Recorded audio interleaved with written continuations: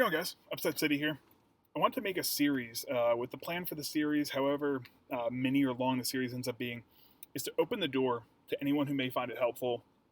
And I want to show and explain why I do everything from taking over a team, and even before taking over a team, why I even chose that team to begin with, all the way to creating a title contender or eventually winning the title.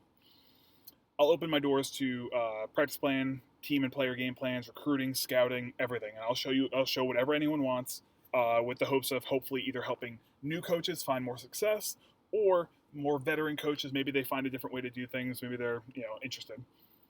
My initial idea was to name this series Takeover to Title, which it's a catchy alliteration. It's I thought it was really genius of me, and then I was like, well, like really optimistic. That's pretty optimistic. Like, does the series end when I win a title? Should it be title contender? Takeover to Title contender doesn't sound as catchy, so I'm gonna call it Takeover to Title. It may end prematurely. I may never win a title. Who knows? I have done this kind of thing previously. I've done it recently in Phelan, where I noticed that Texas was pretty available and open. So by season 182, I took over the team, and 196, I was able to win a title. And I put together a pretty strong team with a lot of players coming back who made a second run. And then I did this in Smith, where I took over West Florida, where I noticed the Southeast was very open. And 146, I took over the team, and by 149, we had won the title. 150 was actually my strongest team, but I was doing a lot of experimenting at this point. But then I was able to turn it back around and win by 153. However, that does show, like, your strongest team is not always going to be the one that wins it. So I cannot confirm I will win a title. However, my goal is, right? So why did I choose Fort Lewis? One, I need some level of interest in the team. So I like the colors, and that outweighs a negative that I'll mention in a couple minutes. But more importantly, and I feel like this is like the biggest tool. I don't want to sound clickbaity, but it's the biggest tool for success in D2, especially a lot of these one-a-days worlds where you're going to find a lot of open regions, is this map.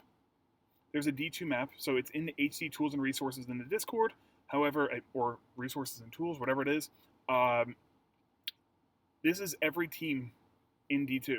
It's not every human coach team, but you can kind of start to do your own little weeding out of human coaches as you go through each world.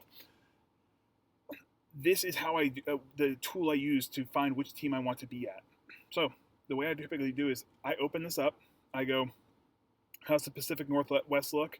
And I guess I'll just give you guys my thought process for Phelan as I do it. Pacific Northwest, I have some good friends up here, as well as I know there's a lot of really good D2 coaches up here.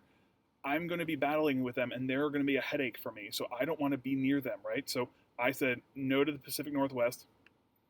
California is actually really interesting. There's only one coach in this whole northern portion of California, and California produces a lot of D2 talent. So one coach for all of this I was very tempted. However,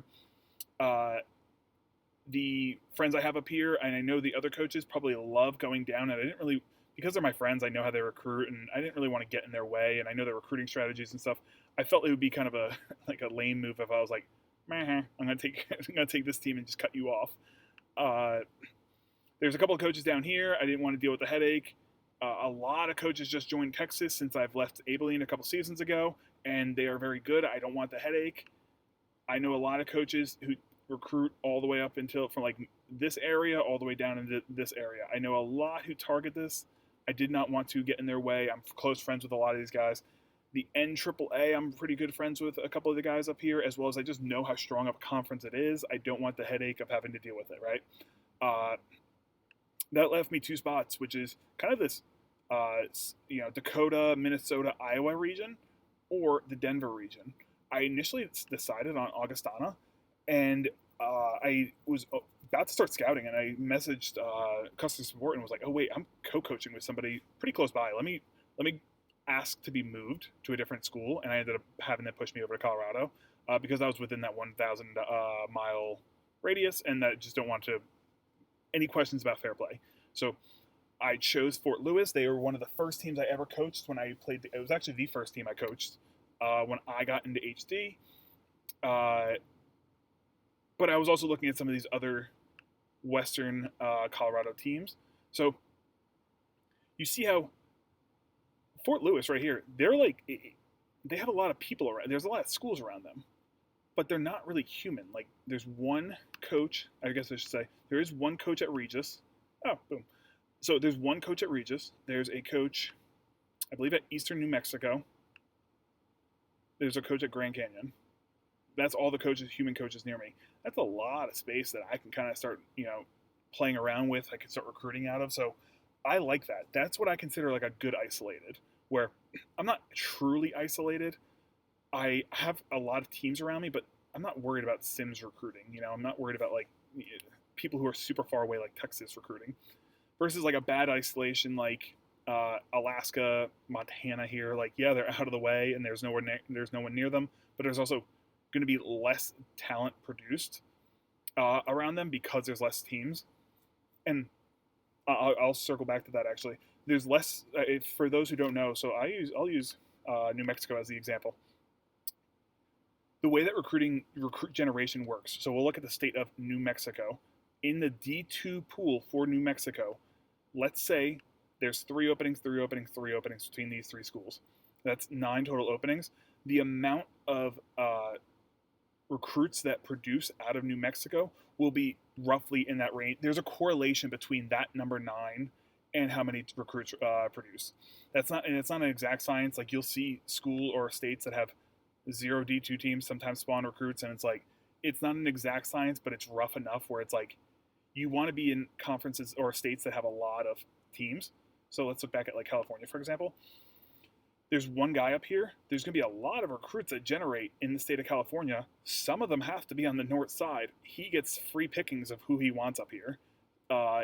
And like, I don't know, another good example. So my West Florida team, for example, a lot of, and there's a D1 map as well. There's a whole conference that pretty much lives out of the Louisiana area. They're all producing a ton of recruits for, the more D1 recruits means the more mid-tier D1 recruits. And that's what, as a D2 team, you're trying to, feast on, is those mid-tier, undesirable for high D1 type recruits. At West Florida, I was just going in here and yoinking all the guys who, getting first dibs on somebody who spawns in Louisiana. I was moving up into Mississippi, Alabama, Georgia, Florida, wherever. So, like, Denver is going to produce a ton of D2 recruits, and then they're also going to produce a pretty good amount of recruits in the area, right? Like, so there's 4 Colorado, not Denver. Colorado will produce about 4 teams worth. I have New Mexico with 2 teams. Arizona has a few teams. Utah has a handful of teams. So a lot of teams are in the area. A lot of recruits are going to be generated. More mid-tier recruits, more people that I have a shot at going for, right? So let me know if you guys have any questions about that process. Maybe I'm not doing the best job of explaining it. Sometimes I'm just rambling. So these maps are incredibly important, I feel like, for D2. D1, I don't really ever use it. I prefer, outside of like 1 or 2 teams, I prefer to know the area more. Like, if I'm in UNC, I want to know, is the MEAC full or MEAC full, or if I'm at Kentucky, how's Louisville? Like, baseline matters more, and I don't know. I don't think that this map is as important at D1. So I'm going to close out these maps here. And I want to go over and I'm going to go over all these tabs so you don't have to like pause and see what I was doing there. My scouting strategy for D2 in RS2. So RS2, you have a limited amount of time, and you have to make moves, right? So you need to get guys signed or unlocked as soon as you can, so you can offer them as soon as you can, and prevent them from going elsewhere. So I scouted initially a ton of D2. My reason being is I'm wondering, D1 is looking at D1. Good D2 coaches are typically looking at D1. D3 a lot of times skips by and just goes straight to D1. Maybe there's somebody available. There really wasn't. I ended up finding like absolutely nothing, but I scouted my area, the West Coast, and then I was like, let me see how this Southeast is. I randomly scouted New Jersey. I don't even know why I scouted New Jersey. I'm from New Jersey. Maybe I was just, I don't know. I scouted Alaska, there are two D2 teams in Alaska, but I believe one of them only had one opening. So I was like, hey, maybe they're not doing their due diligence, or maybe three good guys spawned there and they were only able to sign, one. So as well as I did Hawaii, and then I went over to D1. I wasn't as interested. I just did kind of my region of D1 broadly. The Southeast again, because there's not as many human coaches down here right now, and I was thinking maybe I could find somebody that was left behind, and Hawaii, which, if you saw my last video, love scouting Hawaii, and it ended up panning out very well for me, right? So I'll go over the guys in a moment, but one thing I try to let coaches know, or just to keep a reminder, depending on your level of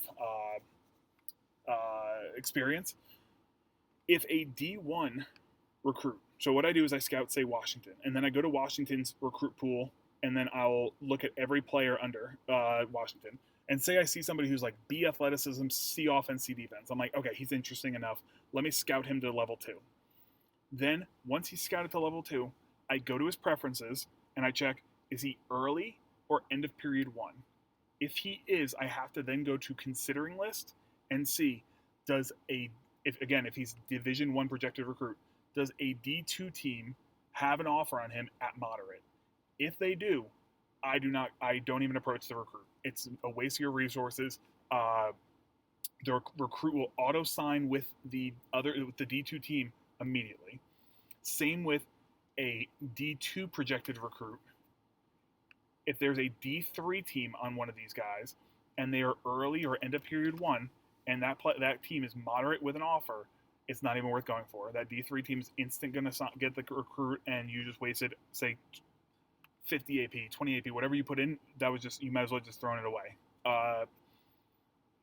So just something to keep in mind. Again, I don't know who's going to be watching this, so I want to kind of just talk broadly in terms of level of experience. I should also mention I will be running Flex Press. I feel like that's the easiest sets to run in D2. You can have good success with any sets. Motion is also very strong, I feel like, in D2. I feel like Flex and Motion are very similar.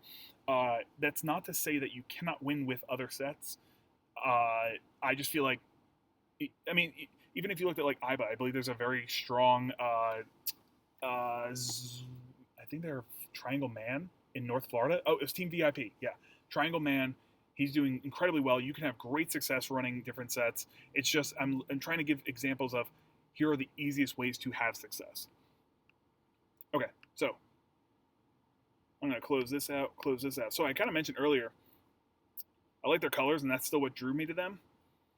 The downside of taking Fort Lewis is they had 4 sim, Joel Winters, Fern, Harrison, and Gray were all sim signed. So I will not be able to cut those guys until RS2 of next season. So if I was dead set on winning a title as soon as I could, I would min-max and I'd optimize, and I would have taken West Colorado, or I would have looked at Mesa, and I would have looked at all these other schools.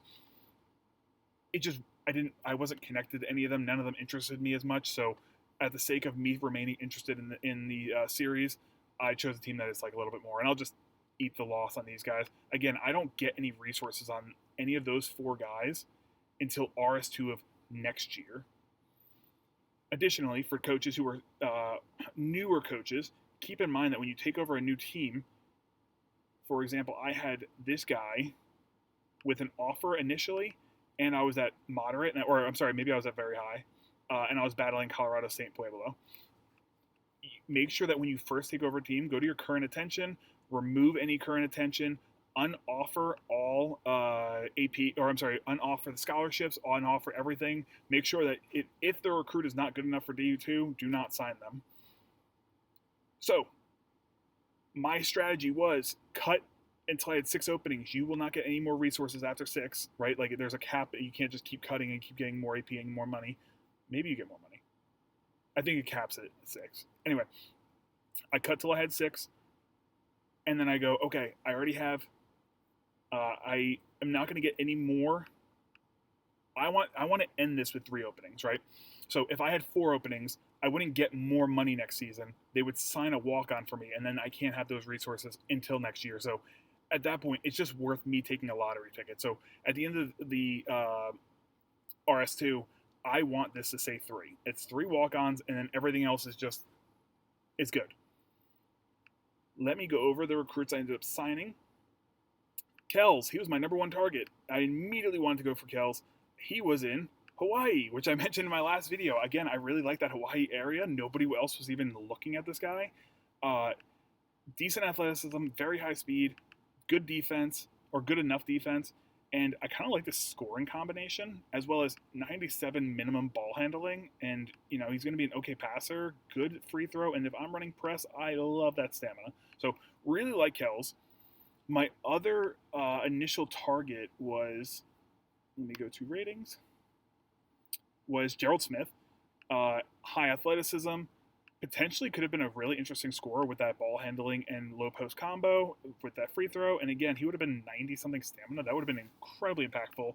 Stamina to me is like one of the ratings that, I don't want to say it's one of the strongest ratings, but it's definitely, I think it is one of the strongest ratings. But even if it's not, it's one of the most undervalued by the community. A lot of times I'll see like absolute studs being signed, and they'll have 60 stamina, and I'm like, well, that guy's not going to play as well as you envision that he'll be playing. So I looked for a handful of JUCOs after Kells. He was my top prospect. Gerald Smith signed with Birmingham Southern the cycle before I can get him. So I went for Stephen Connor. Again, I needed to end this cycle this RS2 with another guy signed anyway, because I wasn't going to get resources for it after 3. So he's an interesting lottery ticket. Like, if his speed, passing, and mostly perimeter, if his perimeter blows up, he's not bad. He's pretty good. But if everything kind of hits, he's awesome. If like 2 of them hit, he's great. So, and he also has awesome stamina. He's just a flyer for me. A strategy that's pretty common for me to use in D2 is sign a guy, and if he doesn't pan out, just cut him. It's not as, you can't do it as you get to like the higher skill ceiling in terms of like the recruit pool. It gets harder at high D1, mid D1, but like at D2, just take a flyer. Like, if the guy pans out, awesome. If not, he played on, if he didn't pan out, he rode your bench anyway. He was just a depth piece for you, and then you cut him. So I don't find a negative to it. My goal is to get these, like, he's very interesting. He would be like an elite level. Here's how I'll say it. I would rather have a bunch of elite role players on my team than a bunch of well-rounded, like 50 overall, 50 in every rating kind of guy. That guy doesn't do anything for you. You want the guys who are like elite at something. Like, you want these guys who can make impacts in different ways, and if you fill your floor with that, that's more impactful. Let me go through my notes real quick. Looks like I got everything I wanted to talk about. I kind of just been rambling for a little bit. So, I'm not a big spreadsheet guy, but if this were to help anyone, there is a recruiting. I don't know. I think Cub posted this, and I think it's just worth mentioning it to coaches who, like, I look at Kells and I know that he's a great player. I look at Connor and know that he could be a decent player. However, and then I should have mentioned, I signed this JUCO. That's just because my classes are scuffed, and there's literally nobody else for me to sign that I thought was worth it. I guess I could have signed Ryan Hart. He has nobody on him from Hawaii. But I don't even think he's worth the lottery ticket, to be honest. 32 passing. I don't know. Just get this guy in here, or get this guy in here and see what can happen. This recruiting tool, you could punch in like, hey, 90, and you'll see that his, oh no. Hopefully nothing came up.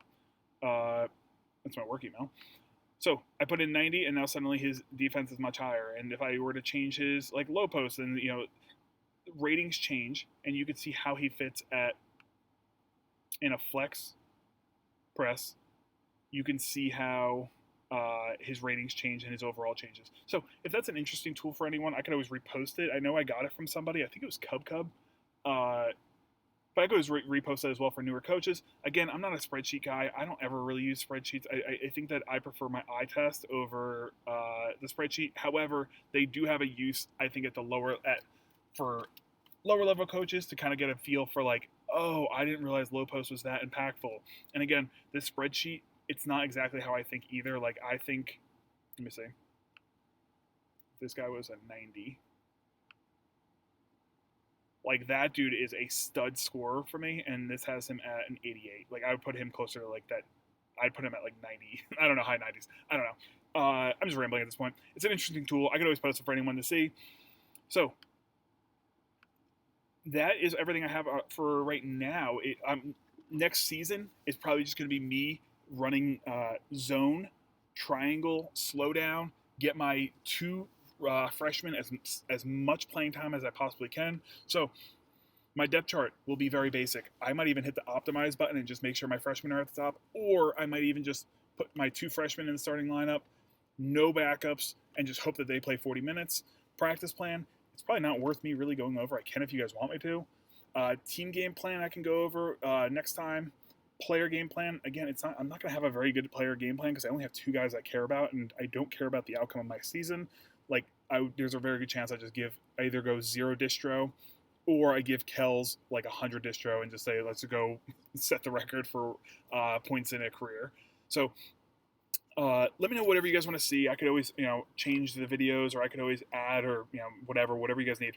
Always looking for some feedback. Let me know. Stay tuned, I guess. Later, guys.